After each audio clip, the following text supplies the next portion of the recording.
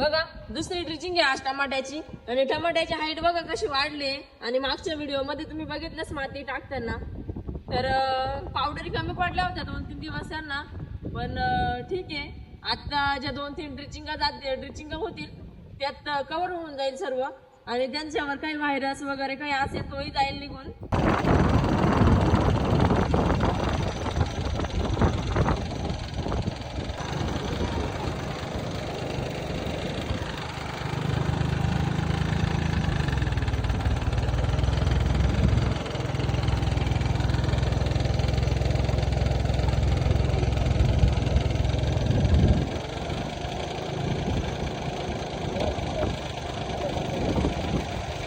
अशा पद्धतीच्या ड्रिचिंग मध्ये वेळही वाचतो आणि टिपाट भरणे किंवा बादल्या भरणे यांचाही ताण कमी होतो, माणसंही कमी लागतात, 2 किंवा 3 माणसं सर्व गोष्टी हँडल करू शकतात।